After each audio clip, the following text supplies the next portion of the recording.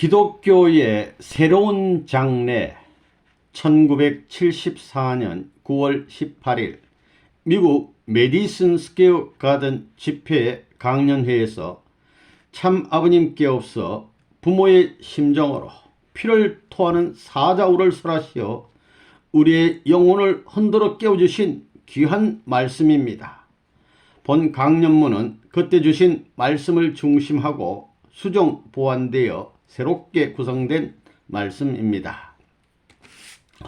신사숙녀 여러분, 나는 오늘 밤 이곳에 서 있게 된 것을 큰 행복으로 느끼고 있으며 여러분들이 이곳까지 와주신 데 대해서 대단히 감사하게 생각합니다. 하나님의 이름으로 오늘 밤 우리들은 이 인상 깊은 메디슨 스퀘어 가든에 모이게 되었습니다.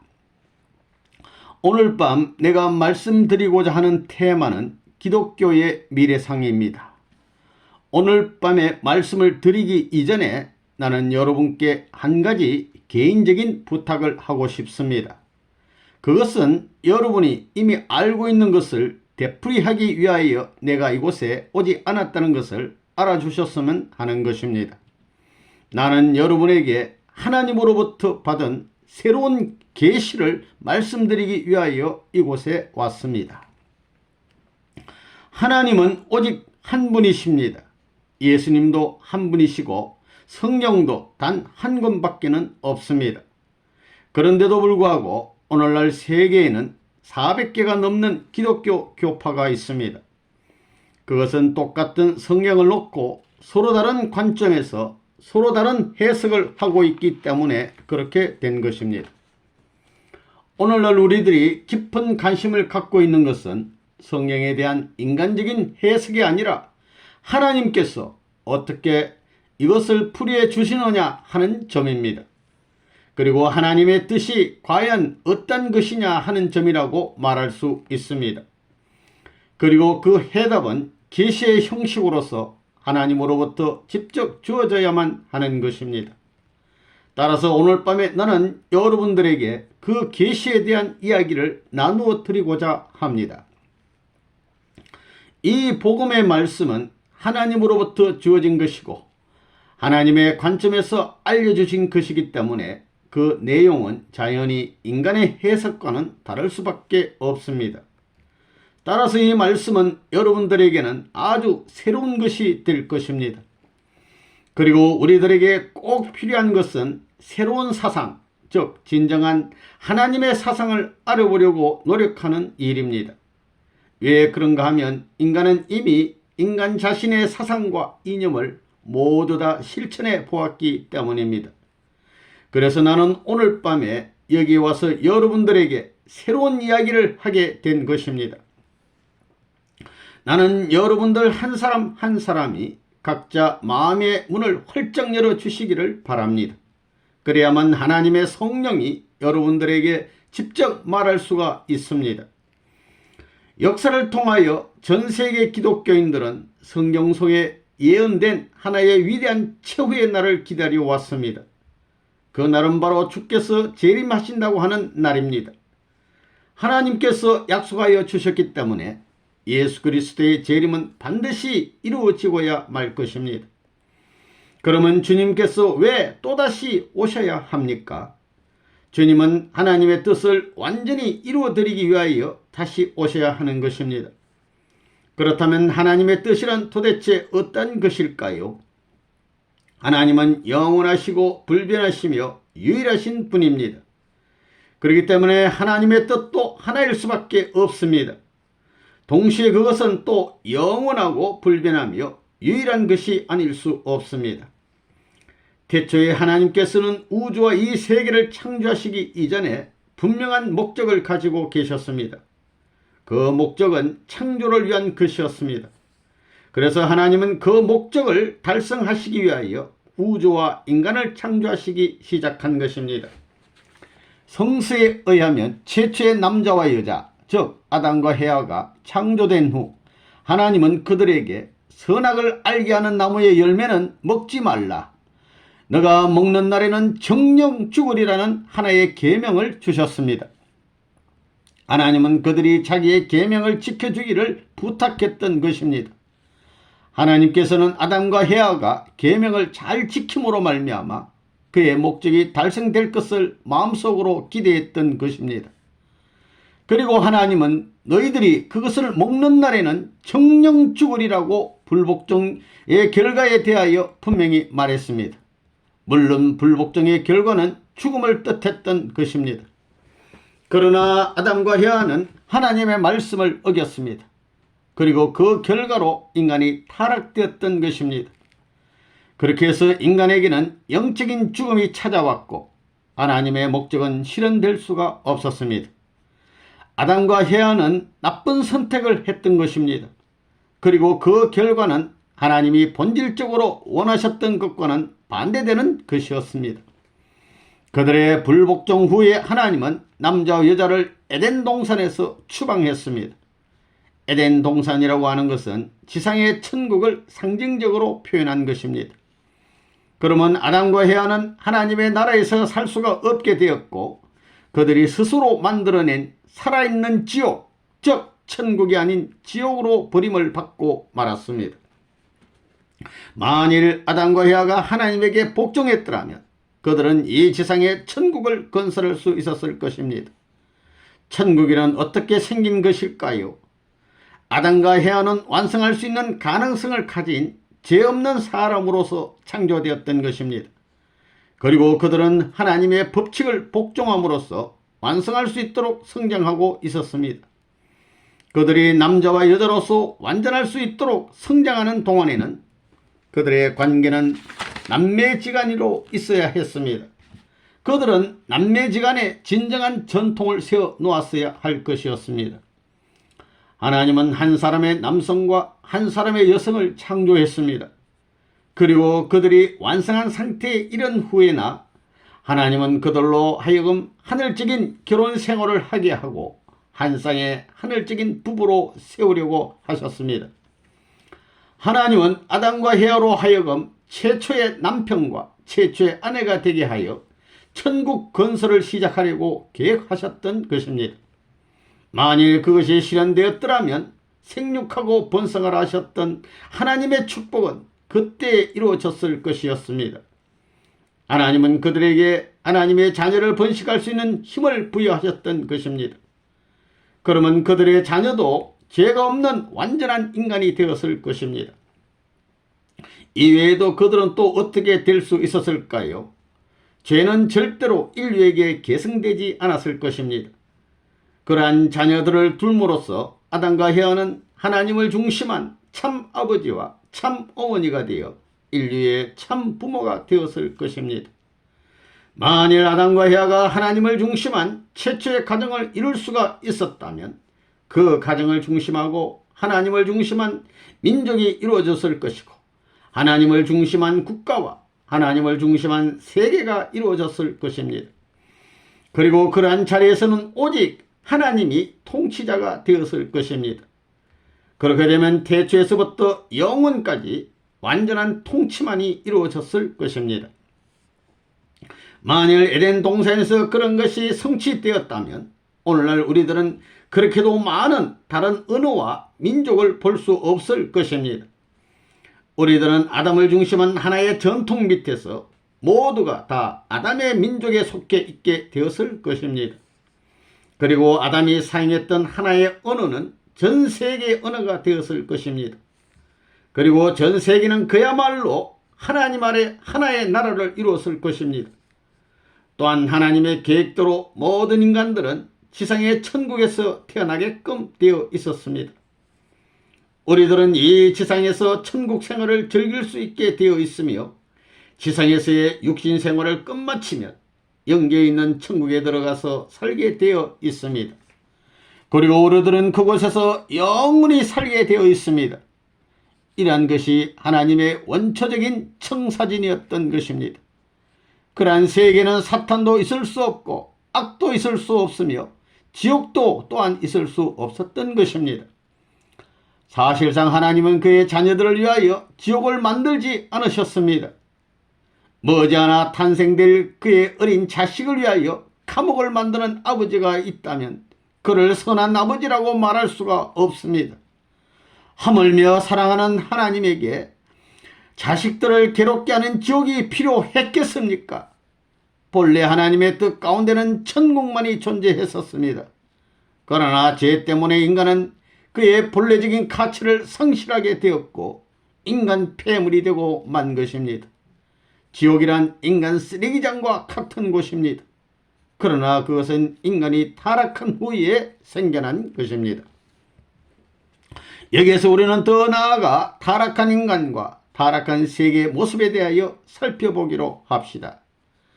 요한복음 8장 44절에 보면 예수님께서 악한 인간들을 바라보시며 너희는 너희 아비 마귀에서 났으니 라고 말씀하신 내용이 있습니다.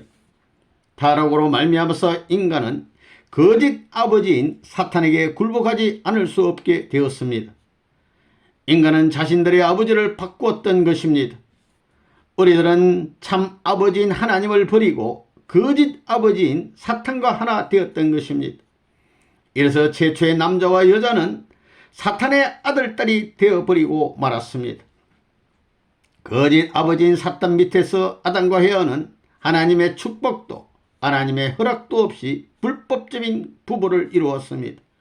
그리고 그들이 자녀를 번식했을 때 그 자녀들도 모두가 다 똑같은 거짓 아버지 밑에 있게 되었습니다. 또 자녀들은 하나님의 자녀가 아닌 사탄의 자녀로 모두 태어나게 되었습니다. 그렇기 때문에 아담 이후 원죄를 지닌 자녀를 번식하여 죄악 세계를 이루게 된 것입니다. 왜 그런가 하면 인간이 하나님을 중심으로 하지 못했기 때문입니다. 거기에는 죄의 세계, 불신의 세계, 범죄의 세계, 그리고 혐오와 전쟁의 세계가 있었을 뿐입니다.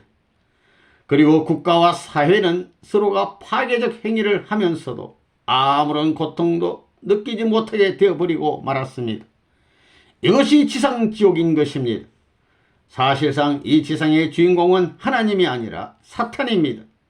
그래서 요한복음 12장 31절에도 이 세상 임금이 쫓겨나리라고 기록되어 있는 것입니다. 우리들은 이 우주가 하나님에 의해 창조되었다는 사실을 알고 있습니다. 우리는 또 하나님이 인간을 창조하셨다는 것을 잘 알고 있습니다. 그러나 하나님이 우리들의 주인공이 되지 못했습니다. 그것은 인간이 주인공을 바꾸었기 때문입니다. 인간은 하나님을 반역하고 거짓 주인인 사탄과 하나가 되어버리고 말았습니다. 그래서 이 사탄이 인류의 아버지가 되어 왔던 것입니다. 전능하신 하나님은 사랑의 하나님이시요 자비의 하나님이십니다. 하나님은 그 자녀들의 살아있는 죽음에 대하여 깊이 우려하고 슬퍼하고 계십니다.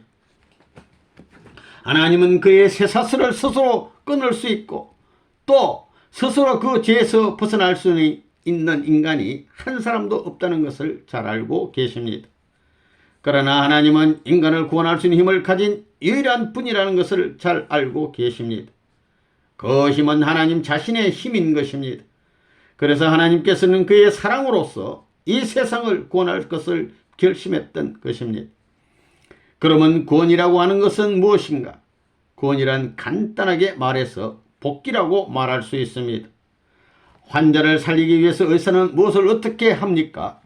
그 환자가 정상적인 건강으로 되도록 하게 해줍니다. 그것이 치료인 것입니다. 물에 빠진 사람을 구하기 위하여 여러분은 무엇을 해야 되겠습니까? 그를 물에서 건져내야 합니다. 그것이 즉 구원인 것입니다. 그래서 우리들이 생각할 수 있는 것은 인간에 대한 하나님의 구원이란 비정상적이며 본궤도를 벗어난 자리에서부터 선한 본연의 자리로 인간을 되돌아오게 하는 것이라고 간단하게 말할 수가 있는 것입니다. 그래서 구원이란 복귀와 똑같은 의미라고 볼 수 있습니다. 하나님은 지옥을 천국으로 복귀하시고자 합니다. 하나님은 성경을 통하여 그의 결심을 분명하게 말씀하셨습니다. 내가 말하였은즉 정령 이룰 것이요 경영하였은즉 정령 행하리라. 하나님은 자신이 그렇게 하실는지도 모르겠다고 말씀하시지 않았습니다. 하나님은 인간과 세계를 본래 계획하셨던 자리로 복귀하겠다는 결정적인 각오를 드러내어 내가 분명히 그렇게 한다고 말씀하셨던 것입니다. 그러면 하나님이 어떻게 해서 지옥을 천국으로 복귀하실 수 있겠습니까? 인류를 복귀하기 위하여 하나님은 이 세상에 그의 독생자인 예수 그리스도를 보내주셨던 것입니다. 지금으로부터 2000년 전에 예수 그리스도께서는 생명의 재창조자로서 이 땅 위에 오셨던 것입니다. 그는 모든 죄 많은 인간들을 그리스도와 같은 인간으로 바꿔놓기 위하여 오셨던 것입니다. 그는 이 지구상의 천국을 복귀하기 위하여 오셨던 것입니다. 그렇기 때문에 예수님은 그의 최초의 복음으로서 마태복음 4장 17절에 기록된 대로 회개하라 천국이 가까웠느니라고 말씀하셨습니다. 그러나 하나님께서 이 세상을 복귀하시려고 그의 아들을 보내시기 전에 먼저 그 준비를 하시지 않을 수 없었습니다. 개인으로부터 시작하여 하나님의 국가를 준비함으로써 메시아가 강림하실 수 있는 믿음의 기대를 세우시려 하셨던 것입니다. 왜냐하면 이 세상은 사탄의 소유가 되어 있기 때문입니다. 만약 메시아가 아무런 준비된 터전도 없이 지상에 오시면 이 사탄 세계는 그를 없애버릴 것입니다. 그렇기 때문에 하나님은 자신이 주관하실 수 있는 한 나라의 주권을 세우시기 위하여 끊임없이 용의주도하게 역사하셨습니다. 유대나라가 바로 이 메시아를 위하여 준비의 열매였습니다. 하나님은 이스라엘을 메시아가 착륙할 수 있는 기지로 준비하셨습니다. 이스라엘 민족의 신앙의 터전 위에 하나님은 당신의 최후의 중심 인물인 메시아를 탄생시킬 수가 있었습니다. 이와 마찬가지로 현대 기독교는 2000년 전의 유대나라와 같이 메시아의 재림을 위한 착륙기지입니다. 그러므로 기독 성도들은 그의 재림을 위한 신앙의 터전을 마련하여 역사의 최후의 완성을 이룩하지 않으면 안 됩니다. 과거 그 어느 때보다도 오늘날의 이 세계는 문제투성이가 되어 있습니다. 메시아만이 이 모든 문제를 해결할 수 있는 우리들의 희망입니다. 메시아의 사명은 타락하여 고통받고 있는 인류를 이 죄악 세상으로부터 이끌어내어 본연에 완성된 하나님의 선한 세계로 복귀시키는 것입니다. 메시아는 이 세계를 주관하고 있는 사탄의 악한 지배권을 몰아내고 하나님이 다스리시는 세계를 세우셔야 하는 것입니다. 예수 그리스도는 2000년 전에 메시아로서 하나님의 나라를 복귀할 목적으로 가지고 오셨던 분입니다. 오늘날 우리들은 그리스도의 재림을 고대하고 있습니다. 그의 재림의 목적도 본연의 하나님 나라를 복귀하려는 것으로 예수님의 그것과 동일합니다. 그것이야말로 하나님의 불변한 목적이요 유일한 뜻이기 때문입니다. 우리 기독교인들은 하나님이 택하신 현대의 선민들입니다. 기독교인들은 구세주의 협조자들인 것입니다. 그렇기 때문에 우리들은 주님을 위한 터전을 예비하여 그가 오실 때 그를 영접하고 지상에서 사탄을 몰아내는 메시아의 사명에 동참함으로써 전 인류를 구원하지 않으면 안 됩니다. 그러나 오늘날 기독교인들은 하나님의 뜻을 잘 모르고 있습니다. 그들은 단지 자기 자신만을 위한 막연한 천국을 꿈꾸고 그 천국의 아니한 보금자리를 차지하는 것에만 정신이 팔려 있습니다. 그러나 이것은 하나님이 바라시는 참된 기독교인들의 자세가 아닌 것입니다. 하나님께서는 오늘날 기독교인들 가운데서 하늘편 참편을 찾고 계십니다. 하나님께서 역사하시기 위해서는 희생의 제물이 필요합니다. 얼마나 많은 기독교인들이 오늘날 나를 당신의 제단 위에 어린 양으로 써 주시옵고 나를 희생시켜서 이 세계를 구하시옵소서라고 말하고 있습니까? 하나님은 자기를 부정하는 사람을 찾고 있습니다. 하나님은 20세기를 위하여 십자가를 질 사람을 찾고 있습니다. 그러나 오늘날의 기독교인들은 이 모든 부르심을 듣지 못하고 있는 실정입니다. 오히려 기독교인들은 오늘날 나만의 천국, 나만의 구원을 부르짖고 있습니다. 하나님은 어떠하시겠습니까? 또한 이 세상의 다른 사람들은 어떠하겠습니까? 모든 세계가 파괴되어 가고 있는 이때에 나만의 조그만 천국이 보존될 수 있으리라고 생각하십니까? 만약 이와 반대로 전 세계가 구원된다면 여러분 자신의 구원은 이미 거기에 포함된다고 생각하지 아니하십니까? 오늘날 기독교가 계속 이처럼 개인 중심으로 흘러간다면 머지않아 멸망하고 말 것입니다. 우리들 자신의 구원을 바라기 전에 하나님의 뜻을 성사시켜 드리도록 하십시다. 우리는 하나님을 슬픔과 비탄으로부터 해방시켜 드려야 합니다. 우리가 하나님의 문제를 해결해 드릴 때 모든 인간의 문제는 자동적으로 해결될 것입니다. 그런 정신을 갖게 되면 기독교는 인간의 문제가 아니고 하나님의 서러우신 심정을 풀어드리기 위하여 불붙기 시작할 것입니다. 2000년의 역사 가운데 기독교인들이 전 세계를 하나님에게로 복귀 드릴 수 있는 좋은 기회가 있었습니다. 그러나 기독교인들은 하나님의 뜻을 명확하게 알지 못하였던 것입니다. 때문에 그들은 그 기회가 왔을 때 그것을 놓치곤 하였습니다. 바로 그 기회가 지금 다시 한번 우리들의 문을 두드리고 있습니다. 이번에는 그 기회가 미국에 찾아왔습니다. 만약 오늘날 미국의 기독교인들이 하나님의 뜻을 인식하고 올바르게 실천한다면 우리들이 세계를 하나님의 뜻으로 바로잡을 수 있고 지상의 천국을 건설할 수 있습니다. 예수님의 재림의 때가 목전에 다다랐습니다. 그러나 우리는 그 때가 다 된 것을 알지 못하고 있습니다.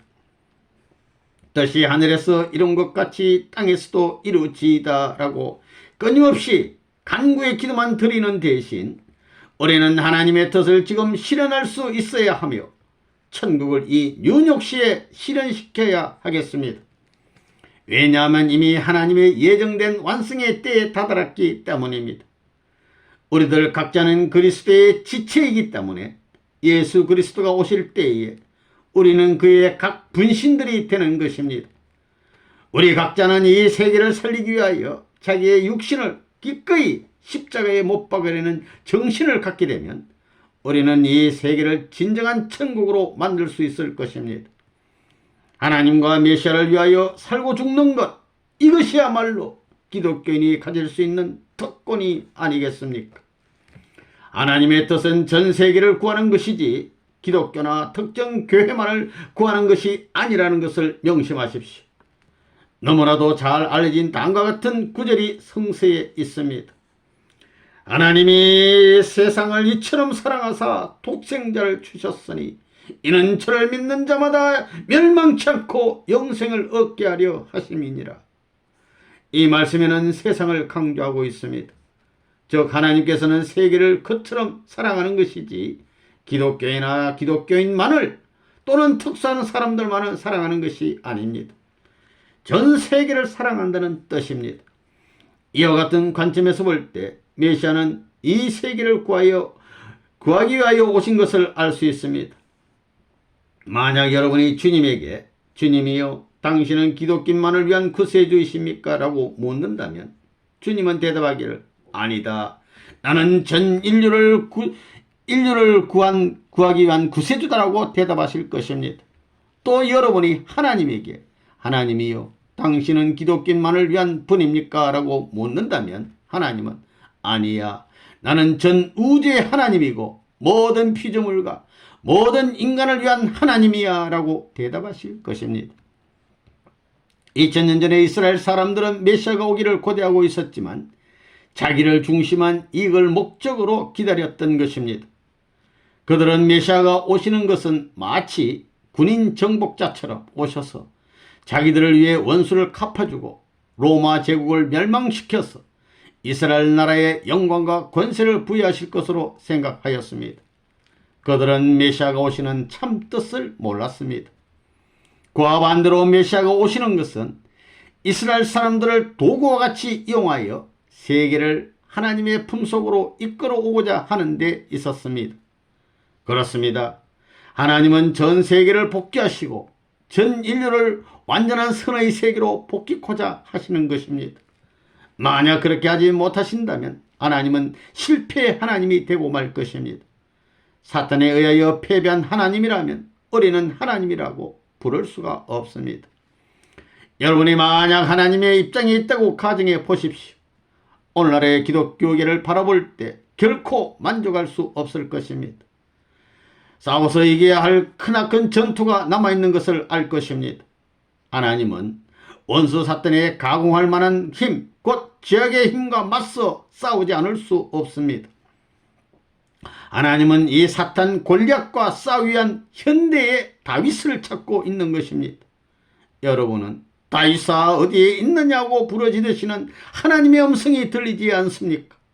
하나님은 오늘날 기독교인들이 주여 당신의 다윗이 여기에 있습니다. 당신의 뜻대로 저를 사용하십시오라고 대답해 주기를 기다리고 계십니다.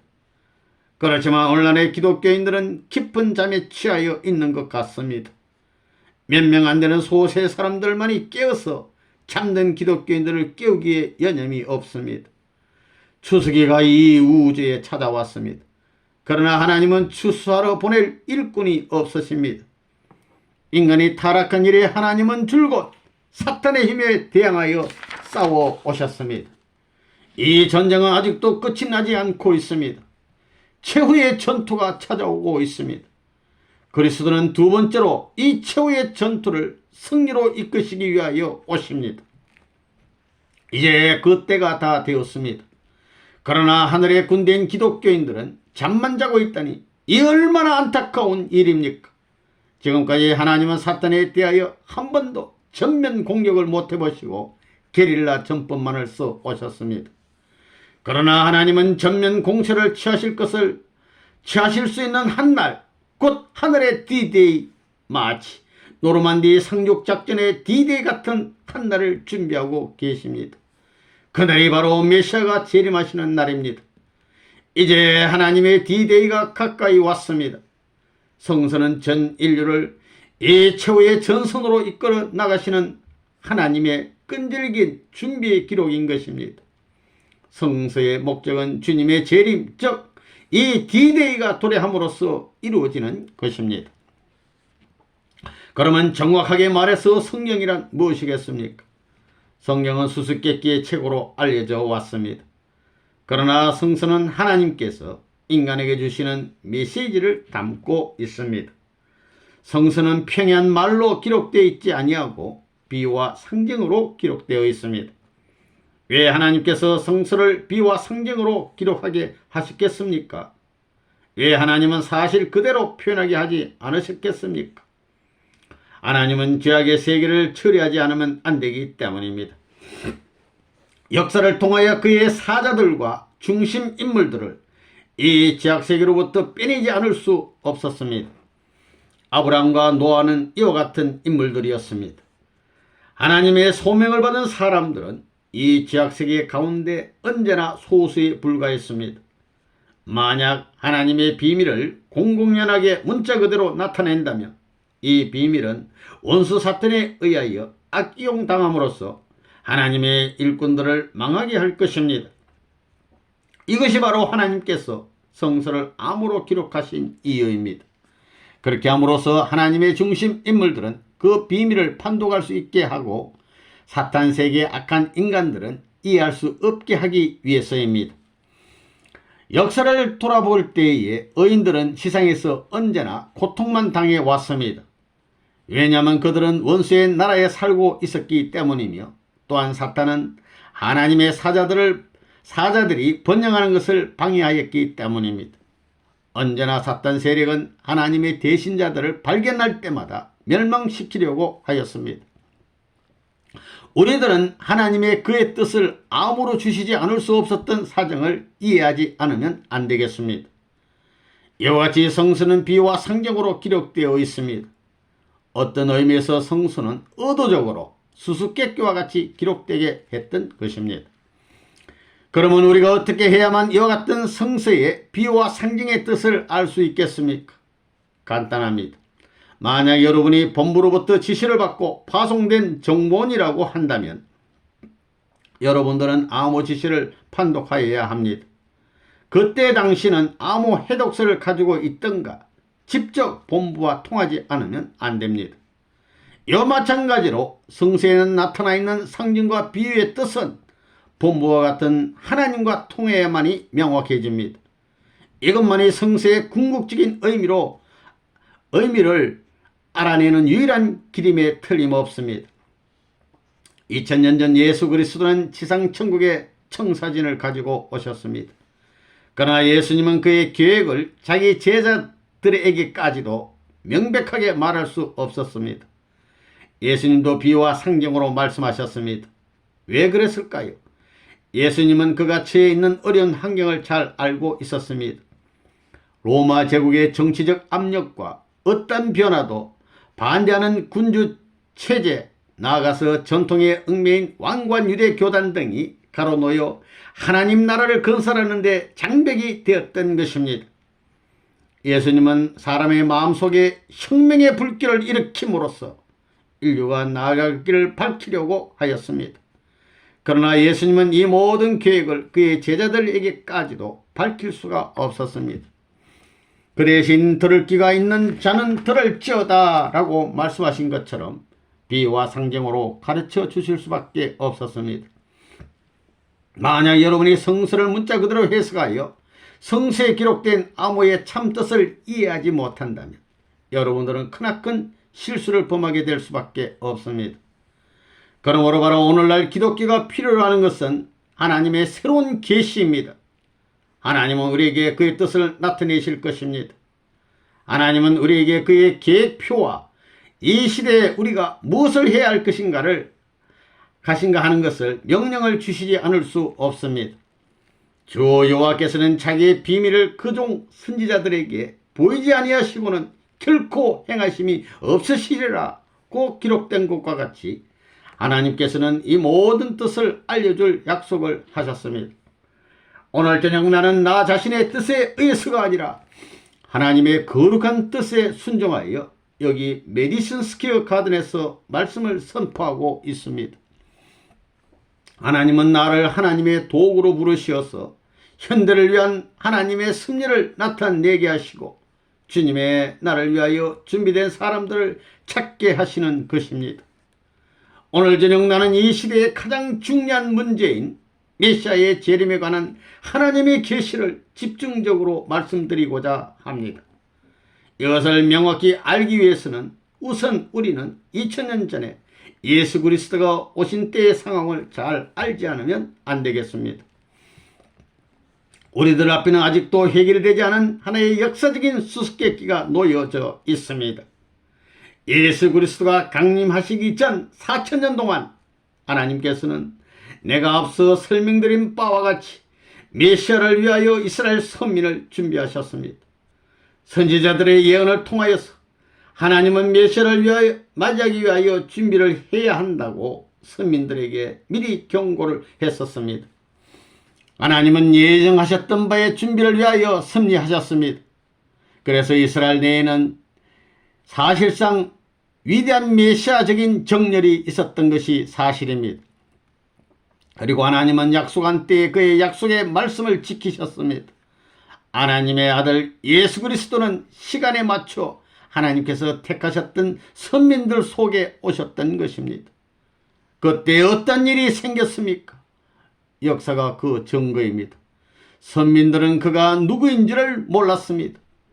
그들은 드디어 그를 십자가에 못 박았던 것입니다. 왜 그랬습니까? 기독교의 교회들은 이렇게 말을 하고 있습니다.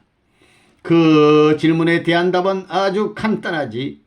하나님께서는 십자가 위에서 죽게 하기 위하여 예수 그리스도를 보내셨던 거야. 십자가의 죽음은 당초부터 하나님께서 예정하셨던 뜻에 의한 것이었지라고 말입니다. 그러면 그렇게 말하는 기독교인들에게 질문할 말이 있습니다. 예수 그리스도께서 오늘 다시 돌아온다면 당신들은 어떻게 하겠습니까? 그러면 모든 기독교인들은 틀림없이 우리들은 그를 받아들이지요. 그를 환영합니다. 그와 하나가 되고 그를 따를 것입니다 라고 대답할 것입니다. 그럴 때 나는 다시 그들에게 이렇게 질문을 하고 싶습니다. 예수님이 나타나면 당신은 그를 십자가에 못 박겠습니까? 그들은 틀림없이 노라고 대답할 것입니다. 그렇다면 지금으로부터 2000년 전의 선민들은 어떻게 생각해야 좋을까요? 만일 그들이 예수님을 영접하였다면 그를 십자가에 못 박았겠습니까? 아닙니다. 그럴 리가 없습니다. 예수님을 십자가에 못 박은 것은 잘못이었습니다. 그들이 예수님을 죽인 것은 그들이 하나님의 섭리에 대하여 무지했기 때문입니다. 하늘의 뜻은 분명히 선민들이 메시아를 받아들이는 데 있었습니다. 그러나 그와는 반대로 선민들은 예수님을 십자가에 못 박고 말았습니다. 그리고 그들은 그것이 하나님의 뜻이었다고 그 책임을 전가해 버리고 말았던 것입니다. 참으로 괴상한 일이 아닐 수 없습니다. 이것은 논리적으로 보면 받아들일 수 없는 일이 아닐 수 없습니다. 받아들일 수 없는 일이 아닐 수 없습니다. 무엇인가 크게 잘못된 일이었던 것입니다. 그러면 그 잘못이란 무엇이었겠습니까?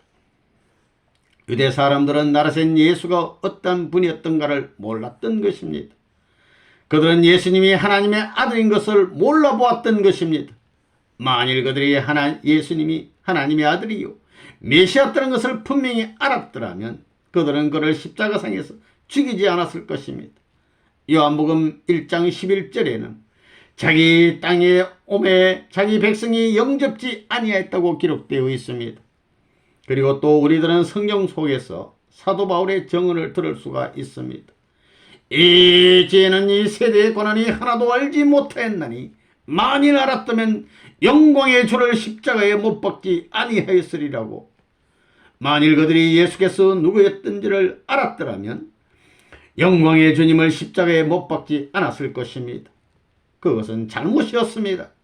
예수 그리스도를 죽인 것은 무지와 맹목에서였습니다. 전 세계 기독교인들은 예수님 때 현실적으로 일어났던 일에 대한 진정한 내용을 모르고 있습니다. 만일 하나님이 그의 아들을 보내신 유일한 목적이 그를 십자가에 못 박는 것이었다고 한다면 하나님께서는 이스라엘 선민을 준비하는데 그렇게도 오랜 기간을 소요할 필요가 있었을까요? 그런 목적을 위해서라면 하나님은 그의 아들을 불신자들 속이나 야만인 가운데 보내는 것이 훨씬 손쉬운 일이었을 것입니다. 왜 그런가 하면 그들은 보다 빨리 예수님을 죽일 수 있어서 구원이 보다 속히 이루어질 수 있었을 것이었기 때문이었습니다. 선민들에게는 죽기 위해서 오시는 메시아를 영접할 필요가 없었던 것입니다. 구약 속에서는 하나님께서 되풀이하며 하나님의 아들이 올무로 말미암아 이스라엘 민족의 영광을 받으리라고 약속을 하고 있습니다. 그런데 메시아가 온 후로 이스라엘 선민들은 어떻게 되었습니까? 그들은 믿을 수 없을 정도로 가혹한 징벌을 받았고 고통을 받았습니다.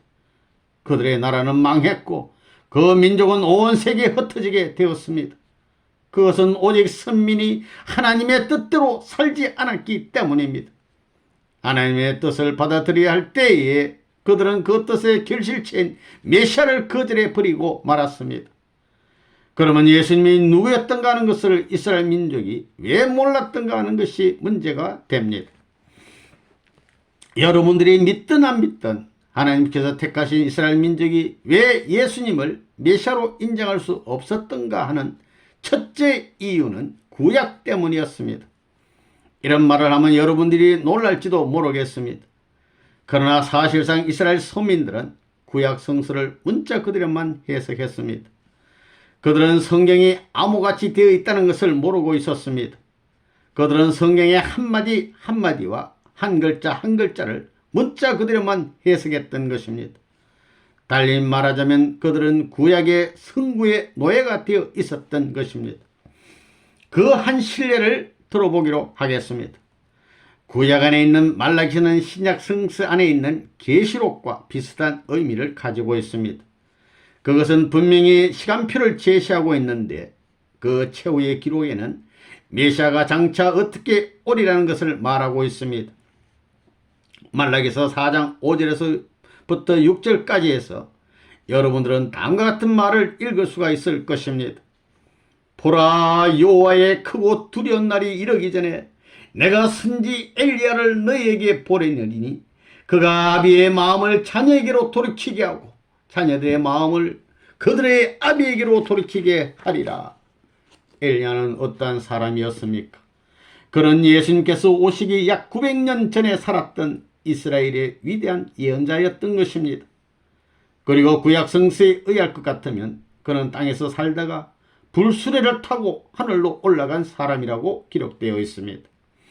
그래서 이스라엘 선민들은 구약에 기록된 대로 엘리야가 언젠가는 불수레를 타고 다시 땅으로 돌아와서 메시아에 대한 예언을 성취해 줄 것이라고 믿고 있었습니다. 이것이 이스라엘 선민들이 고대하고 있었던 일이었습니다. 그러나 엘리야가 왔었습니까? 문제는 이스라엘 민족들이 얘기하고 있었던 그러한 방법으로 엘리야가 돌아오지 않았던 데 있었습니다. 이스라엘 선민들은 엘리야가 기적적인 방법으로 되돌아왔다고 하는 아무런 소식도 들을 수가 없었습니다. 그러던 어느 날 그들은 참으로 예측할 수 없는 선언을 듣게 된 것입니다. 예수라고 하는 나사렛에서 온 한 청년이 메시아, 즉 하나님의 아들로서 내가 왔다고 온 세상에 선포했던 선언이 바로 그것이었습니다. 그것이야말로 참으로 믿을 수 없는 성명이 아닐 수 없었습니다. 이에 대하여 이스라엘 선민들의 적극적인 반응은 어떠했습니까? 있을 수 없는 일이라고 그들은 말했습니다. 어떻게 해서 나라센 예수가 하나님의 아들이 될 수 있는가? 우리들은 엘리야에 대한 아무런 소식도 들은 일이 없지 않은가? 이것은 엘리야가 오지 않았으니 메시아가 올 리가 없다는 말이었습니다. 엘리야가 오리라고 했던 말라기 예언은 예수님의 사명 성수에 대한 큰 장애물이 되었던 것입니다. 예수님의 제자들이 복음을 가지고 예수님이 하나님의 아들임을 전하려고 온 이스라엘을 돌아다니고 있을 때에 이스라엘 서민들은 한결같이 만일 당신들의 선생님이 하나님의 아들이라고 한다면 엘리야는 어디에 있는가? 구약 성서의 메시아가 나타나기 이전에 엘리야가 온다고 기록되어 있지 않는가? 라고 말하면서 그들의 말을 부인했습니다. 예수님의 제자들은 이 질문에 대답할 수 있는 충분한 준비가 되어 있지 않았습니다. 사실상 그들은 구약 성서를 배우지 못하고 있었습니다. 그들은 사해의 하층에 속하는 갈릴리 지방의 어부들이거나 세리 혹은 매춘부들이었습니다. 그러한 질문에 크게 당혹하게 된 제자들은 이 문제에 대한 도움을 받기 위해 예수님을 찾아가기로 결정했던 것입니다. 이 광경이 마태복음 17장 10절 이하에 잘 나타나 있습니다. 제자들이 묻자와 가로되 그러면 어찌하여 서기관들이 엘리야가 먼저 와야 하리라고 하나이까? 예수께서 대답하여 가라사대 엘리야가 과연 먼저 와서 모든 일을 회복하리라. 내가 너에게 말하노니 엘리야가 이미 왔으되 사람들이 알지 못하고 임의로 대우하였도다. 이러한 예수님의 대답은 사실 제자들에게 큰 쇼크가 되었습니다. 그리고 그때야 비로소 그들은 세례 요한에 대하여 말씀하여 주신 예수님의 대답이 성서에 의한 것이라고 하는 사실을 이해하게 된 것입니다. 그러면 세례 요한이 과연 엘리야였던가요? 그렇습니다. 예수님께서 분명히 그렇게 말씀하셨던 것입니다. 그러나 이스라엘의 선민들에게는 그것이 납득되지를 않았습니다. 그들은 어느 도단이다 라고 말을 했습니다. 우리들은 이 사건을 우리들이 살고 있는 현대에다 갖다 놓고 한번 생각해 보기로 합시다. 지금으로부터 2000년 전의 세례 요한은 오늘날 위대한 기독교 지도자인 빌리 그레함과 같이 하나님의 아들로서 또 위대한 예언자로서 전 이스라엘의 명성을 떨치고 비상한 영향을 주는 사람이었습니다. 그런데 지금 알 수 없는 한 청년이 돌연히 나타나서 전 세계를 향하여 나는 하나님의 아들이라고 선포한다고 칩시다.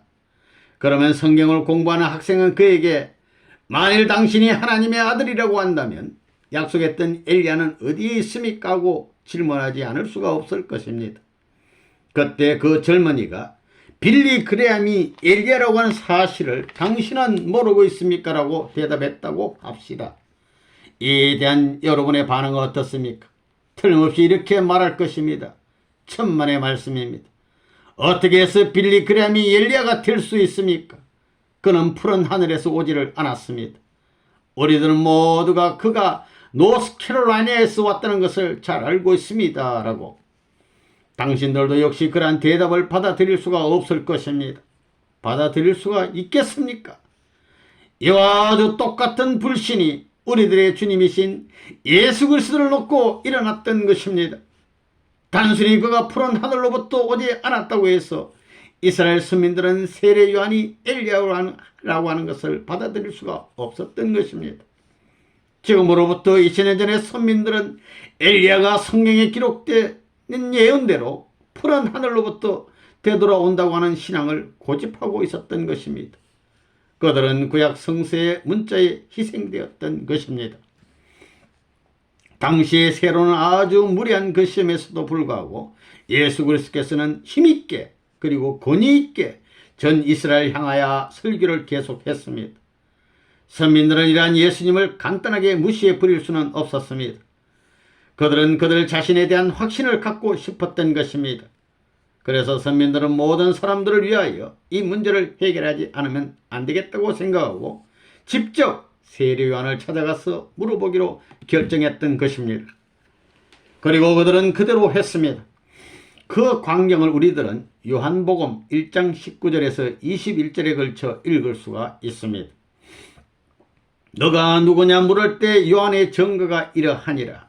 요한이 드러내어 말하고 숨기지 아니하니 드러내어 하는 말이 나는 그리스도가 아니라 한데 또 묻되 그러면 너가 엘리야냐 가로되 아니라 또 묻되 너가 선지자냐 대답하되 아니라. 세례 요한은 모든 것을 부인했습니다. 나는 엘리야가 아니라고 말입니다. 또 그는 예언자 선지자라고 하는 것조차 부인해버리고 말았습니다. 모든 사람들은 그가 하나님에 대한 예언자라고 하는 것을 알고 있었고 또 그렇게 인정하고 있었습니다. 그러나 장본인은 나는 예언자가 아니다라고 말했습니다. 왜 그렇겠습니까?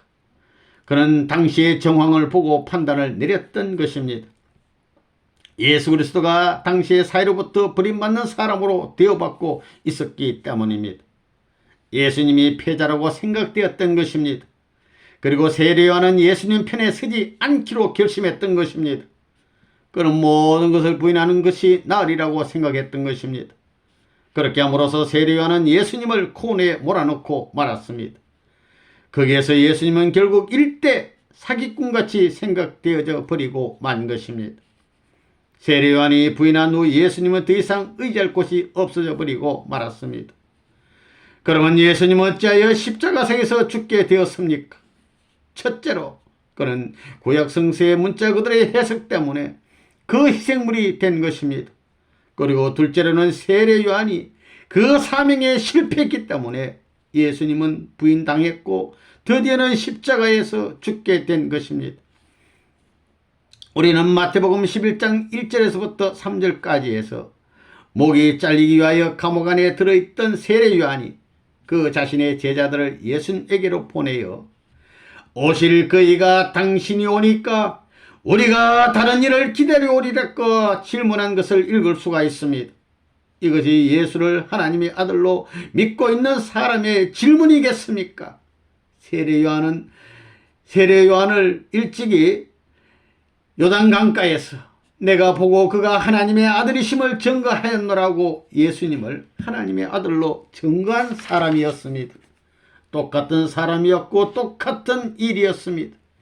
그런데도 뒤에 와서는 예수님에게 진정으로 당신이 메시아입니까?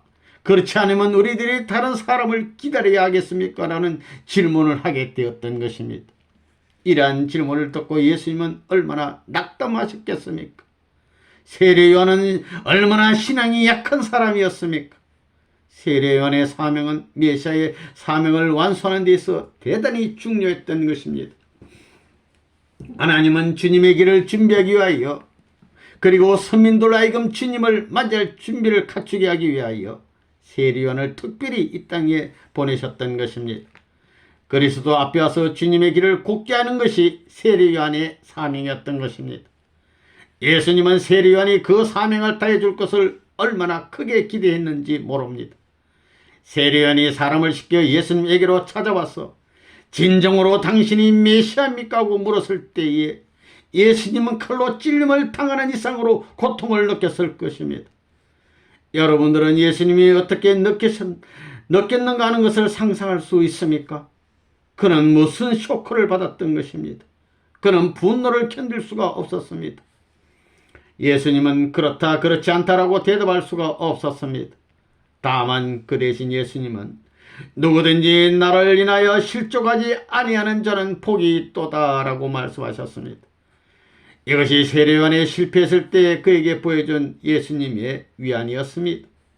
불쌍한 요한, 실패한 자, 그들은 이미 나에 대한 믿음을 갖고 있지 않아 그대는 하나님의 아들 앞에서 실족했지. 참 안 되었어, 요한. 그렇기 때문에 예수님은 마태복음 11장 11절에서 다음과 같은 말을 했습니다. 내가 진실로 너에게 말하노니 여자가 낳은 자 중에 세례 요한보다 큰 이가 일어남이 없도다. 그러나 천국에서는 지극히 작은 자라도 저보다 크니라. 천국에서 극히 작은 자라 하더라도 세례 요한보다는 큰 그런 자리에 세례 요한은 떨어지고 말았습니다. 예수님의 이와 같은 말은 지금까지 불가사의한 것으로 여겨져 왔습니다. 기독교 신자들은 이 말의 진정한 의미를 이해할 수가 없었습니다. 그것은 세례 요한이 그 사명에 있어서 실패한 사람이었다고 하는 사실을 모르기 때문입니다. 그러나 오늘 밤에 우리들은 그 진정한 의미를 알게 되었습니다. 세례 요한은 하나님의 아들을 증거했다는 그의 사명을 놓고서는 여인이 낳은 사람들 중에서 가장 위대했던 사람이었습니다. 과거의 모든 예언자들은 똑같은 사명을 가지고 있었습니다. 그러나 세례 요한보다도 먼저 있던 모든 예언자들은 그들과 주님 사이에 시간적인 거리를 놓고 메시아를 위한 증거자로서 태어났던 것입니다. 그러나 세례 요한은 예수 그리스도와 동시대인으로 태어났습니다. 그래서 그는 인간으로서 나타나신 살아있는 그리스도를 위한 증거자로서의 특권을 부여받고 있었던 것입니다. 따라서 주님을 증거하는 사명을 중심 삼고 볼 때에 세례 요한은 누구보다도 가장 위대하고 가장 영광된 사람이었던 것입니다. 그래서 예수님은 여자가 낳은 사람들 중에서는 그가 가장 위대한 사람이었다고 말씀하신 것입니다. 그러나 모시는 사명을 수행하는 데 있어서 세례 요한은 가장 낮은 사람이었던 것입니다. 그는 가장 비참한 실패자였던 것입니다.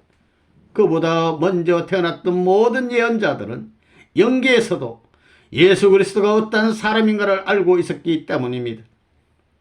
그러나 세례 요한은 몰랐던 것입니다. 그는 의심했었습니다. 그는 회의적인 사람이 되어버렸으며 예수님의 신분에 캄캄한 장님이 되어버리고 말았던 것입니다. 결국 그는 하나님의 아들을 위한 그 자신의 증거를 끝까지 들고 나서는 데 있어서 실패했던 것입니다. 그래서 그는 실패자가 되어버렸고 천국에 있는 어떤 사람보다도 낮은 사람이 되어 마침내 세례 요한은 목배임을 당하고 말았습니다. 만일 그가 예수 그리스도는 하나님의 아들이었다는 사실을 전 세계에 선포하고 증거하는 하늘로부터 부여받은 그의 사명을 다하기 위하여 목배임을 당하였던들 그는 영광스러운 순교자가 되었을 것입니다.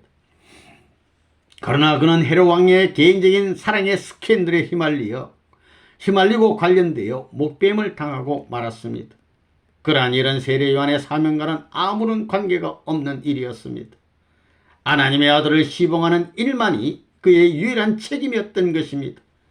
그러나 세례 요한은 이 천적인 사명을 포기해버리고 말았습니다. 그리고 의미 없는 고통을 받았고 마침내 의미 없는 죽음을 당하고 말았던 것입니다. 만일 세례 요한이 예수님에 대한 신앙이 독실한 사람이었더라면 어떤 결과가 생겼을 것입니까? 그는 하나님의 아들 예수 그리스도의 수제자가 되었을 것입니다. 만일 예수님이 왕이 되었다고 한다면 세례 요한은 총리가 되었을 것입니다. 그러한 것이 하나님께서 세례 요한을 놓고 예정하셨던 위치였던 것입니다. 이러한 예정대로 되었다면 예수님께서 택하셨던 12사도와 70문도와 120문도들은 모두가 다 세례 요한을 따르던 사람들 가운데에서 선발되었을 것입니다. 세례 요한은 이스라엘 선민들과 하나님의 아들이 하나 될 수 있고 또 그들을 융합시킬 수 있는 조절자로서의 역할을 훌륭하게 해냈을 것입니다. 그렇게 되었더라면 이와 같은 환경에서 누가 감히 예수 그리스도를 십자가에 못 박을 수가 있었겠습니까? 한 사람도 없었을 것입니다. 십자가의 죽음은 절대로 있을 수가 없었던 것입니다. 여러분 혹시 문 목사여, 당신이 대체 어떤 근거에서 그런 말을 하고 있으며 당신으로 하여금 확신을 갖게 해주는 것은 무엇이요? 라고 말할지도 모르겠습니다. 나는 이런 말을 할 근거를 갖고 있습니다. 하나님께서 나에게 진리를 제시해 주셨습니다. 나는 예수를 만났습니다. 예수 자신도 나에게 이러한 진리를 보여주셨습니다. 영계에서 나는 세례 요한도 만났는데 그 자신도 나의 이러한 정언의 진리성에 대하여 정인이 되었습니다. 이러한 특이한 영적인 체험을 한 후 현실 세계로 돌아왔을 때 내가 항상 읽어왔던 동일한 성경이 전체적인 새로운 뜻을 드러내 주었습니다. 비록 여러분이 지금은 이 진리의 말씀을 받아들일 수 없을지라도 최소한 그에 대한 판단은 미루어야 할 것입니다. 결국 우리는 모두 죽음을 향하고 있습니다.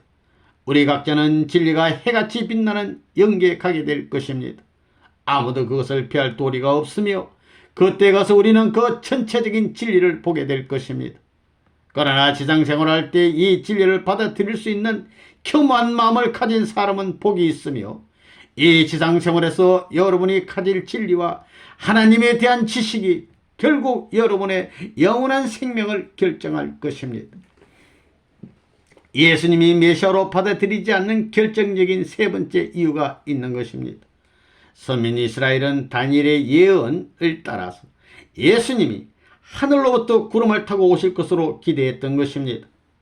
그러나 예수님은 기적처럼 하늘로부터 구름을 타고 현현하지 않았습니다.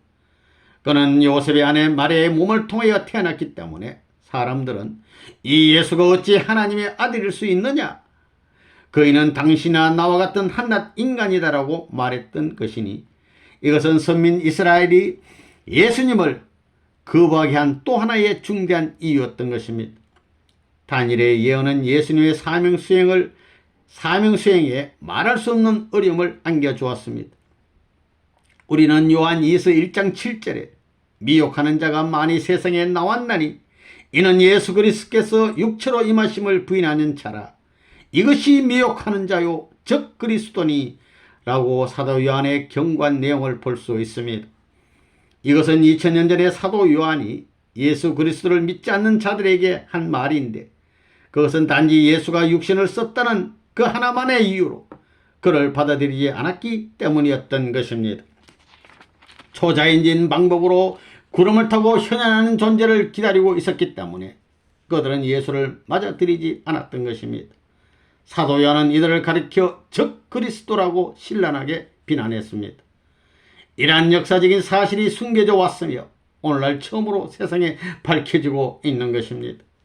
그러면 이러한 진리가 특별히 이 시대에 나타난 이유는 무엇일까요? 그것은 그리스도의 재림의 시기가 가까웠기 때문이며 하나님께서는 그리스도인들이 이스라엘 민족의 실수를 반복하지 않기를 원하시기 때문입니다. 오직 하나님 아버지가 주시는 명확한 진리의 계시만이 모든 기독교를 하나로 만들 수 있습니다. 그렇습니다. 진리는 우리를 하나 되게 하며 우리가 진리를 알 때에 그 진리는 우리를 거듭된 신앙이나 분열로부터 구원해 줄 것입니다. 여기에 뚜렷한 하나의 진리가 이제 계시됐습니다. 십자가상의 고난은 하나님의 아들의 본래적인 노정이 아니라 예정된 코스의 변경을 뜻하는 것이었으며 결국 그분의 2차적인 사명이었던 것입니다. 그리고 그것은 나중에 변화산상에서 결정됐던 것입니다. 이 내용에 대한 말씀이 누가복음 9장 30절에서 31절에 기록되어 있습니다. 문득 두 사람이 예수와 함께 말하니 모세와 엘리야라. 영광 중에 나타나서 장차 예수께서 예루살렘에서 별세하실 것을 말씀할세. 예수께서 장차 인자가 예루살렘에서 고난을 받고 십자가에 달리게 되리라고 말씀하실 때 그의 수제자 베드로는 강력하게 만류하면서 다음과 같이 말했습니다. 베드로가 예수를 붙들고 가나여 가로되 주여 그리 마옵소서. 이 일이 결코 주에게 미치지 아니하리이다. 이에 대하여 예수께서는 돌이키시며 이르시되 사탄아 내 뒤로 물러가라. 너는 나를 넘어지게 하는 자로다. 너가 하나님의 일을 생각지 아니하고 도리어 사람의 일을 생각하는도다 라고 하셨습니다.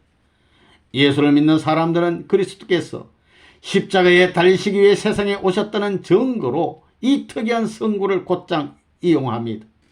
많은 사람들은 예수께서 말씀하신 것을 보라. 그 말은 죽기 위해 세상에 왔다고 말씀하셨다. 그래서 십자가로 나가시려는 당신을 반대한 베드로를 꾸짖으시고 그를 사탄이라고 하지 않았는가? 라고 말할 것입니다. 그러나 이러한 해석은 근본적인 잘못을 범하고 있는 것입니다. 예수께서는 하나님이 당신의 계획을 변경하시고 또한 예수님의 사명을 바꿔 놓으신 것을 안 연후에 베드로를 꾸짖으셨던 것이며 하나님께서는 유대 민족이 예수를 받아들이지 않으므로 예수께서 가지고 오셨던 지상천국 건설이라는 본래적 사명을 수행하는 데 불가능함을 아셨던 것입니다. 그래야 그의 사명의 최종 단계에서 하나님께서는 영적 구원이라는 제한된 사명이라도 해주기를 예수님에게 당부하셨던 것이며 가련한 베드로는 예수 그리스도의 사명감의 변동에 관해 전혀 알지 못했던 것입니다.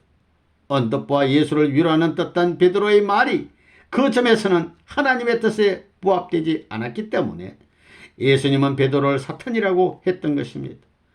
예수님은 그의 이러한 2차적인 사명을 외면할 수는 없었던 것입니다. 왜냐하면 십자가의 일을 피하는 것은 예수님의 강림을 완전히 헛되게 하는 것이기 때문입니다.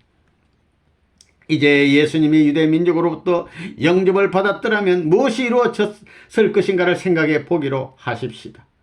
만일 그렇게 됐더라면 예수님은 그 나라의 왕이 되어 제자들을 하나로 묶고 야곱과 아랍 족속들의 12지파를 포함한 모든 이스라엘 아브라함의 자손들을 통합했을 것이며 그들은 모두가 하나님의 아들의 가정이 됐을 것입니다.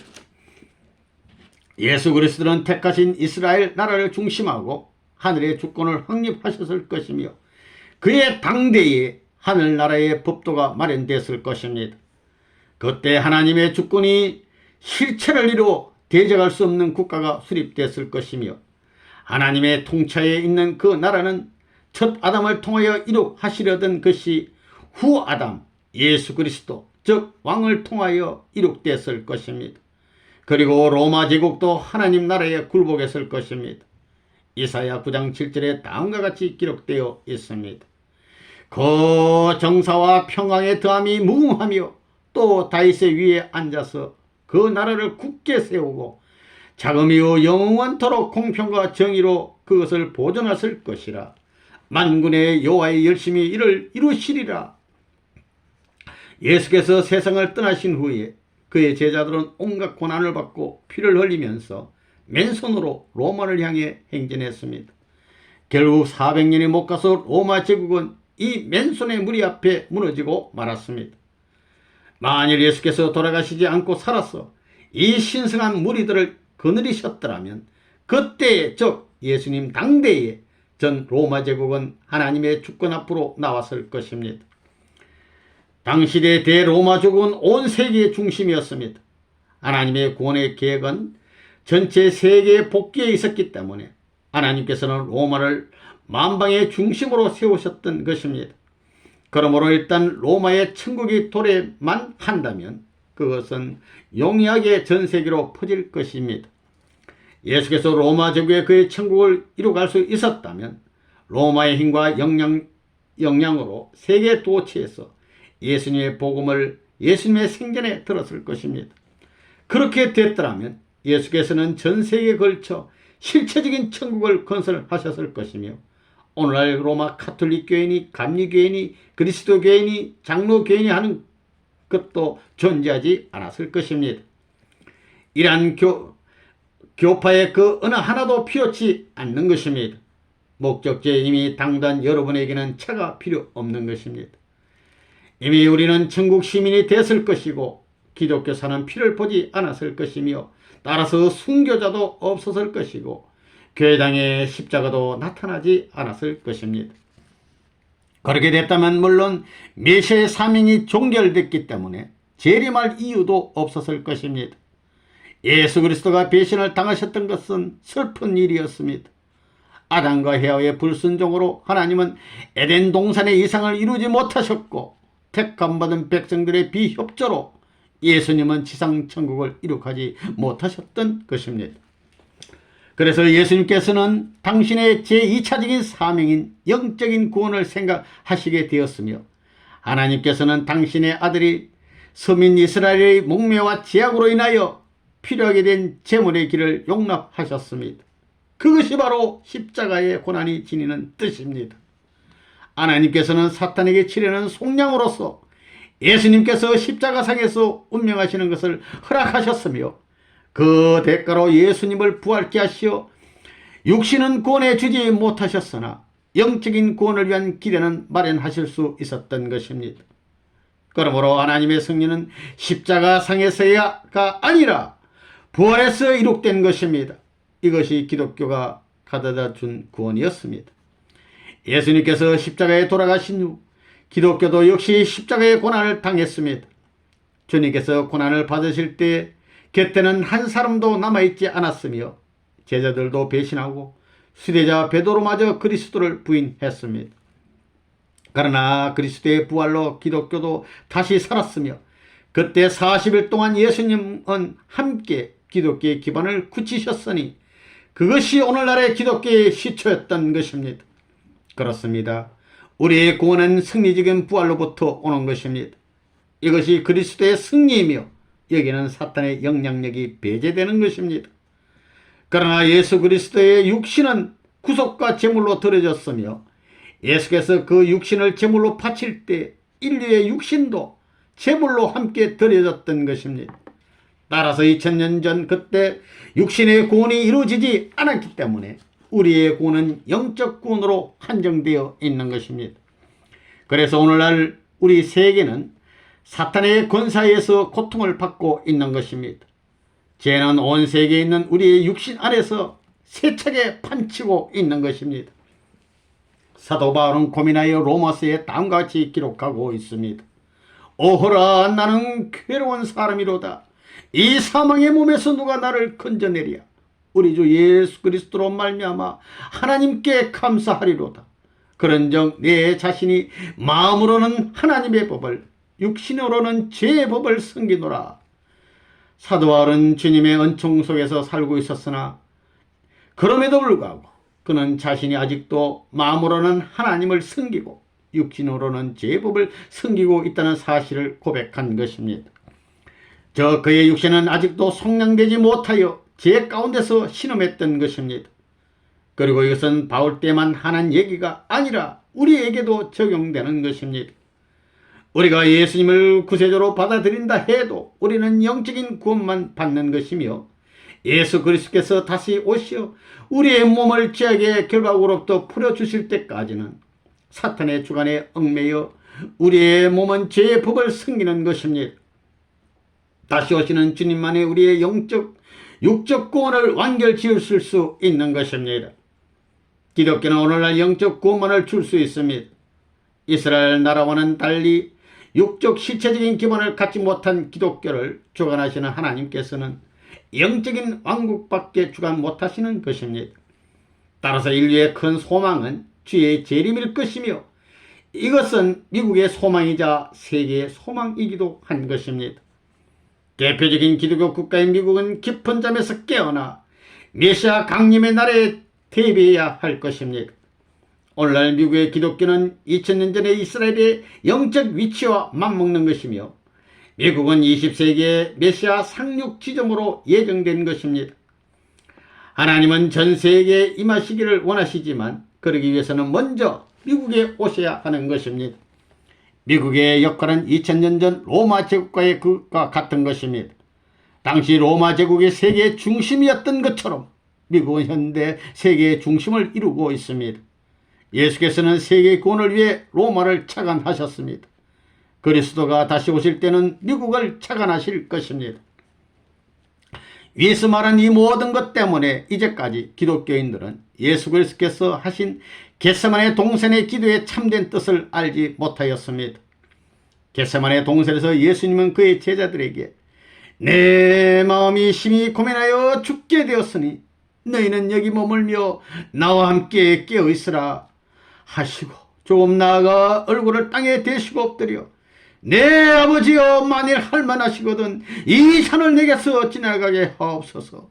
그러나 나의 원대로 마옵시고 아버지의 원대로 하시옵소서라고 기도하셨습니다. 예수님이 이렇게 한 번만이 아니라 3차에 걸쳐 기도하셨습니다. 예수님은 너무나 괴로워 죽게 되었다고 말씀하셨습니다. 많은 기독교인들은 예수님을 이렇게 기도하신 이유는 십자가에 달리시는 것이 그의 사명임에도 불구하고 인간적인 약함 때문이라고 생각하고 있습니다. 이것이야말로 사실을 전적으로 왜곡하는 잘못된 생각이 아닐 수 없습니다. 로마 제국의 압정 속에서도 수십만의 기독교인들은 당당하게 순교를 당했습니다.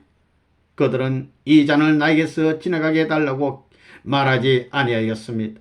시몬 베드로도 십자가에 처형당할 때에 형제들에게 나는 나의 주님과 같은 방법으로 죽을 가치가 없다. 원컨대 나를 거꾸로 매달아 죽이시오라고 말했습니다. 그도 이 잔을 내게서 지나가게 해달라고 하지 않았습니다. 기독교의 첫 순교자 스데반도 돌에 맞아 죽을 때 이 잔을 나에게서 지나가게 해달라고 하지 않았습니다. 성서에 기록하기를 스데반은 평화롭게 자기를 핍박하는 자들을 위하여 기도하면서 죽어갔다고 되어 있습니다. 성서를 떠나서도 미국 독립대 청년 장교였던 나단 헤일도 체포되어 사형당할 때 말하기를 나는 내 조국을 위하여 바칠 내 생명이 하나뿐인 것이 유감이다라고 하였습니다. 그는 이 잔을 나에게서 지나가게 해달라고 하지 않았습니다. 여러분은 하나님의 아들 메시아 예수 그리스도가 이 모든 사람들보다도 못하다고 생각하십니까? 하물며 그의 오신 목적이 십자가의 죽음으로써 전 세계를 구원하는 데 있었다면 그런 기도를 하실 리가 있겠습니까? 아니올시다. 만약 그것이 사실이라면 예수님은 메시아가 될 자격이 없는 분입니다. 우리는 예수님의 뜻을 알지 못했던 것입니다. 겟세마네 동산의 기도는 어떤 이기적인 입장에서 하신 것도 아니요 죽음을 두려워하신 것도 아닙니다. 주님 예수 그리스도는 만약 십자가에 달리시는 길이 인류를 구원하는 유일한 길이었다면 언제든지 몇천 번이라도 죽으려 하셨을 것입니다. 그는 메시아로서 사명 때문에 초조해하셨습니다. 예수님은 하나님 아버지의 고통 때문에 번민하셨습니다. 그는 자기가 십자가에 달린 후에 비참한 결과를 예견하시며 비통해 하셨습니다. 예수님은 십자가의 죽음이 하나님의 뜻이 아님을 잘 알고 계셨습니다. 예수님은 자기의 죽음이 천국을 실현하는 대업을 또다시 2000년간 연장하는 결과를 초래하게 될 것이고 그동안 인간들은 심한 고통을 당할 것을 너무도 잘 알고 있었습니다. 예수님은 또한 자기를 따르는 수백만의 제자들이 예수님과 마찬가지로 피를 흘리며 순교를 당하는 고난을 받지 않으면 안 된다는 것을 알고 있었습니다. 이스라엘 나라가 버림을 당하고 황폐하게 될 것을 알았습니다. 또한 무엇보다 예수님은 하늘에 계신 아버지의 보좌 앞으로 승리와 영광을 돌리기를 원하셨지 결코 십자가에 처형되어 홀로 가시기를 원치 아니하였습니다. 그와 같이 비참하게 하늘로 돌아가기를 원한 게 아니라 승리의 왕자로서 급히 환영하기를 원하셨던 것입니다. 그러므로 겟세마네 동산에서 예수님은 이와 같은 절망적인 때라도 나의 사명을 완수하기 위하여 지상에 남아있을 수 있는 무슨 방도가 없겠습니까? 하고 하나님께 최후의 단판 기도를 하셨던 것입니다. 만일 우리가 예수님의 참된 제자가 되려면 우리는 예수께서 당하신 그 슬픔과 고뇌를 이해하지 않으면 안 됩니다. 한 걸음 더 나아가 만일 십자가의 죽음이 하나님의 뜻을 이루어 드리는 것이라면 예수님을 배반한 제자 가룟 유다의 말로 영웅으로 인정되어야 할 것이고 하나님의 상을 받아야 마땅할 것입니다. 왜냐하면 만일 예수님이 십자가에 돌아가는 것이 하나님의 뜻이었다면 누군가가 하나님의 아들을 원수에게 넘겨주지 않으면 안 되기 때문입니다. 그러나 예수님은 가룟 유다에게 말씀하시기를 인자를 파는 자는 그 사람에게는 화가 있으리로다. 그 사람은 차라리 나지 안에 뜨면 책에 죽을 뻔하였느니라고 하셨습니다. 또 예수님은 십자가에서 왜 나의 하나님 어찌하여 나를 버리셨나이까 라고 부르짖으셨겠습니까? 만약 예수님의 십자가의 고난이 하나님의 뜻이었다면 예수님은 그때 참으로 행복하였을 것입니다. 하나님 나는 영예롭습니다 라고 외쳤었을 것입니다. 오늘날의 기독교는 예수님의 십자가에 돌아가시기 위하여 오셨다는 전통적인 관념을 고수하고 있습니다. 이와 같은 식으로 기독교인들이 하나님의 아들의 죽음을 정당화시키려고 하고 있는 것입니다. 그러면 하늘의 구름을 타고 강림하신다는 비유의 참뜻은 무엇이겠습니까? 성서가 상징으로 기록되어 있다는 사실을 다시 한번 명심해야겠습니다. 예수님은 나는 포도나무요 너희는 가지라고 했습니다. 이것은 상징적 표현입니다. 이와 마찬가지로 하늘 구름이라는 것도 문자 그대로 물질적인 구름이라는 뜻이 아니라 상징적인 의미를 가지고 있는 것입니다. 요한계시록에는 엄녀가 앉은 물은 백성과 무리와 열국과 방언인이라고 기록되어 있습니다. 성서는 물을 타락한 인간들의 물이라고 암시하고 있는 것입니다. 그러면 구름은 무엇이겠습니까? 구름은 물이 정발되어 형성되는 것을 여러분은 다 아십니다.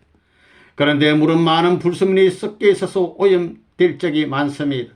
그러나 물이 정발되어 구름이 될 때는 깨끗해지는 것입니다. 이와 같이 타락한 인간 세상에서 성별된 사람들, 곧 하늘의 뜻을 옳게 하는 기독 성도들이 바로 하늘의 구름이라는 뜻이 되는 것입니다.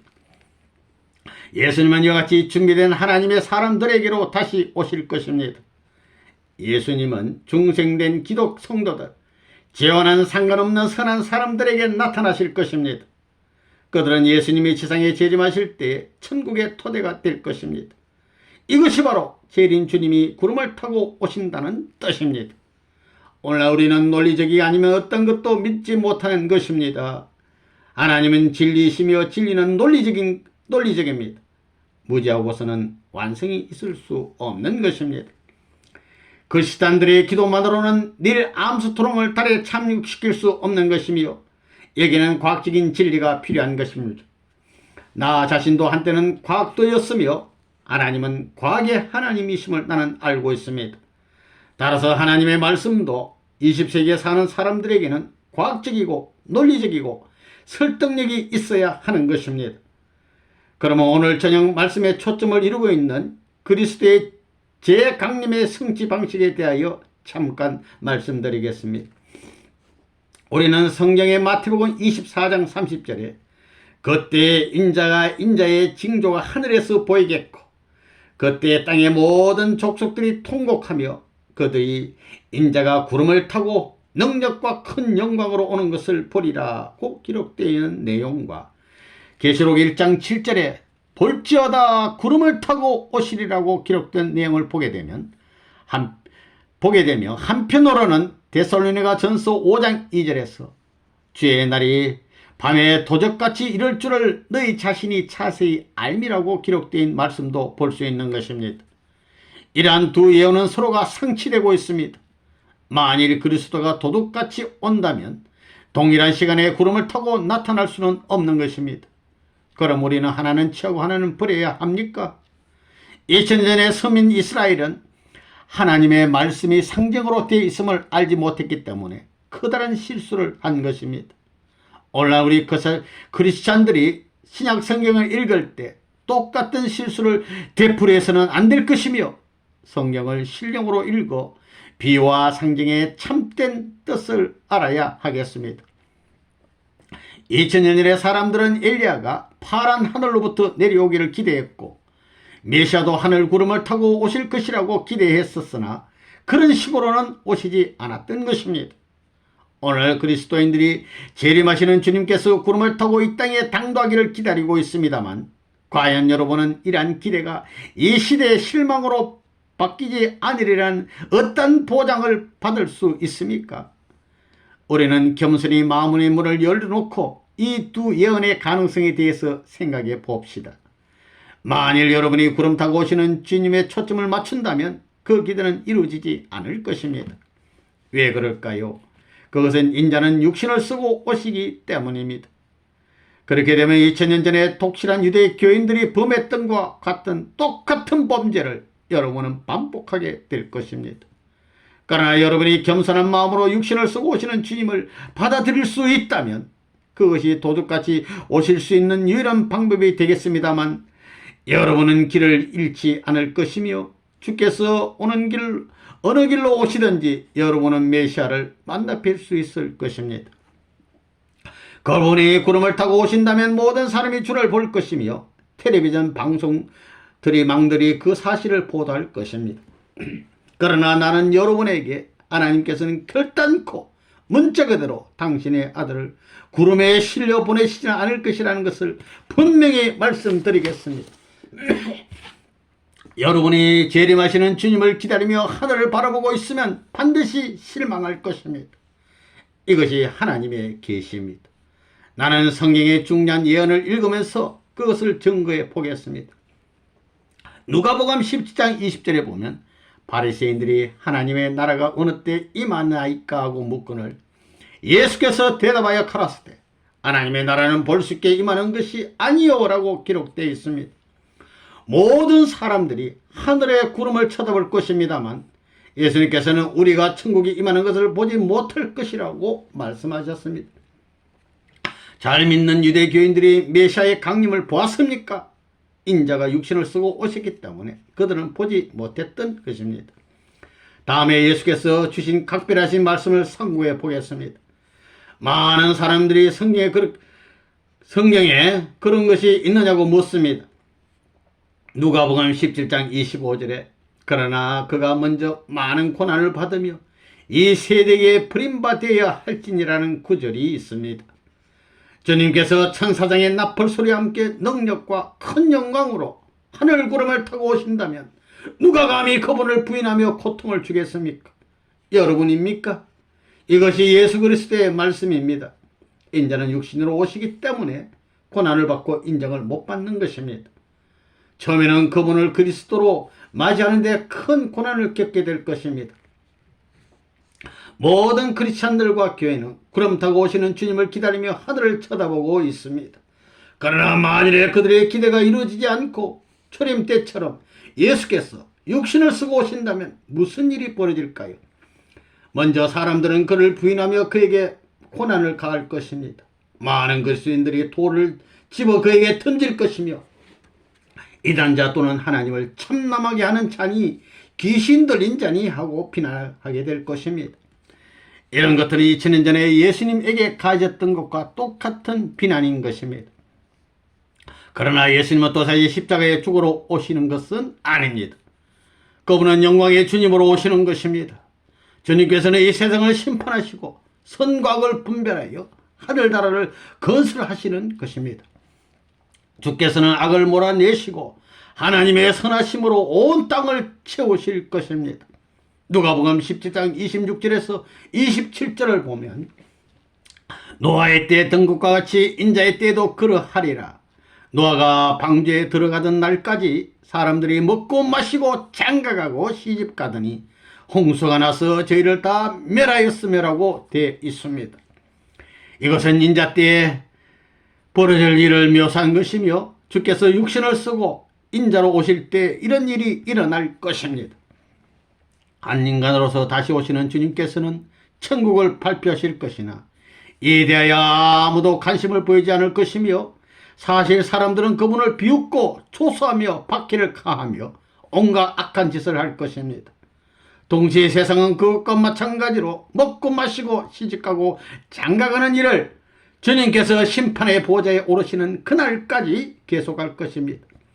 온 세상이 그분을 심판주로 받아들일 때에는 벌써 늦은 것입니다. 방주는 닫힐 것이고 심판은 이미 임박해 있을 것입니다. 이제 나는 여러분이 예수께서 하신 말씀을 읽어주셨으면 합니다. 내가 너에게 이르노니 속히 그 원한을 풀어주시리라. 그러나 인자가 올 때 세상에서 믿음을 보겠느냐 하시니라. 저 예수께서는 당신이 오실 때에 믿음이 있겠느냐고 의심하신 것입니다. 왜 그럴까요? 역사는 되풀이 될지도 모릅니다. 2000년 전 이스라엘 민족은 신앙열이 대단했습니다. 그들은 아침과 낮과 밤에 회당에서 기도했으며 노상에 모여 성경을 읽고 암송했습니다. 그들은 십계명과 그 밖의 모든 율법을 지켰습니다. 11조를 바쳤으며 끊임없이 금식을 했습니다. 그러나 인자가 현현했을 때 그들은 메시아를 믿지 못하고 십자가에 못 박았습니다. 예수님은 그 어떤 믿음을 보셨을까요? 예수 그리스도의 눈에는 땅 위에 믿음이란 전혀 보이지 않았던 것입니다. 그래서 그가 육신 쓰고 인간의 아들로 다시 오실 때에도 땅에는 믿음이 없을 것입니다. 수억 개의 그리스도인들과 수천 수만의 교회는 인자가 오시는 것을 보지 못할 것입니다. 끝으로 마태복음 7장 22절에서 23절을 읽어보십시다. 그날에 많은 사람이 나더러 이르되 주여 주여 우리가 주의 이름으로 선지자 노릇하며 주의 이름으로 귀신을 쫓아내며 주의 이름으로 많은 권능을 행치하였나이까리니 그때 내가 저들에게 펼치 말하되 내가 너희를 도무지 알지 못하니 불법을 행하는 자들아 내게서 떠나가라 하리라. 이것은 무엇을 의미하는 것일까요? 무엇 때문에 주님의 이름을 부르는 열성적인 크리스찬들이 불법을 행하는 자들이라는 핀잔을 들어야 하는지요? 그들은 무슨 종례악을 행했다는 것입니까? 긴긴 역사를 통해서 볼 때에 많은 큰 죄가 하나님의 이름으로 범해졌습니다. 생명의 주를 죽일 모의를 한 것은 제사장들이었습니다. 그들은 그것을 하나님의 이름으로 행했던 것입니다. 그리스도가 육신 쓰고 인간의 아들로 다시 오신다면 처음에는 2000년 전에 오셨을 때나 똑같은 취급을 받을 것입니다. 그러나 그리스도는 십자가상의 고난을 반복하시려고 오시는 것은 아닙니다. 재림시에는 하나님의 권능이 나타날 것이며 재림하시는 주께서 심판의 보좌에 오르시어 심판주로서 이 세상을 심판하실 것입니다. 주께서 심판의 보좌에 들려 올라가실 때에는 각 사람이 그분을 볼 것이며 그들 앞에 그분이 누구인가 하는 그것은 불을 보는 것보다 더 환할 것입니다. 그분은 이미 비난하거나 부인했던 사람들은 그분에 대한 자기들의 행악으로 인하여 탄식하고 통곡하게 될 것이며 이때 주님께서는 나는 도무지 너희를 알지 못하니 불법을 행하는 자들아 내게서 떠나가라고 말씀하실 것입니다. 주님께서는 한 인간으로 오시는 것입니다. 그러나 주께서는 하나님의 능력과 영광으로 오고 계시며 이 세상을 심판할 것이니 오직 온유한 자만이 복을 받을 것이며 교만한 자들은 끄지지 않는 불에 던져질 것입니다. 여러분들도 아시다시피 하나님은 애당초부터 땅 위에 당신의 왕국을 세우려 하셨던 것입니다. 즉 아담과 헤아를 통해서 그 뜻을 이루려 하셨던 것입니다. 그들이 진실로 하나님 앞에 순종했더라면 그때 그들은 완성했을 것이며 하나님은 완성한 이들에게 혼인잔치를 베풀어 지상에 최초의 가정을 이룩하게 하셨을 것입니다. 이 가정은 지상에 세워진 하늘나라의 머릿돌이 됐을 것이며 아담과 헤아는 전 인류의 참 아버지와 참 어머니가 됐을 것입니다. 에덴 동산은 이러한 천국의 상징적 표현인 것입니다. 그리고 이 세계는 하나님께 기쁨을 드리는 세계가 되었을 것입니다. 이러한 종국적인 최고의 정점이 계시록에 예언되어 있으며 이것이 곧 어린 양 잔치입니다. 재림하시는 주님은 바로 그 어린 양이며 완성된 아담입니다. 주님은 완성된 아담으로 오시어 완성된 헤아를 복귀할 것입니다. 이때 그들은 인류의 최초의 부모가 될 것이며 하나님의 기쁨도 완전히 이루어지게 될 것입니다. 그러나 첫 아담과 첫 헤아는 실패했으며 하나님의 이상은 남아지게 되었습니다. 하나님께서는 본인의 천국을 세우시어 기쁨의 세계를 완성시키려 하셨던 것입니다. 그래서 4000년 후에 하나님께서는 또 다른 완성된 아담을 통해서 지상의 하나님 나라를 회복하려 하셨습니다. 예수 그리스도는 바로 완성된 아담이었습니다. 고린도전서 15장 45절에는 예수님을 가리켜 후 아담 또는 제2아담이라는 내용이 기록되어 있습니다. 예수께서는 2000년 전에 완성된 아담으로 오셔서 실패한 아담의 대신자 역할을 하셨던 것입니다.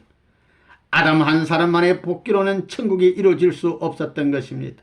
신부, 곧 한 여자가 있어야 했으며 그것은 또 다른 헤아를 뜻했던 것입니다. 그래서 하나님께서는 완성한 아담으로 오시는 예수 그리스도 하여금 그의 신부 즉 완성된 헤어를 복귀하도록 하셨습니다. 이렇게 됐더라면 이 가정은 에덴 동산에서 잃어버렸던 최초의 아담 가정을 복귀했을 것입니다.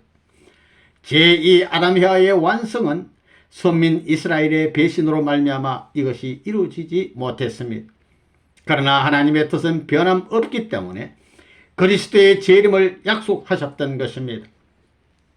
예수 그리스도가 운명하신 지 약 2000년의 시간이 흘렀습니다.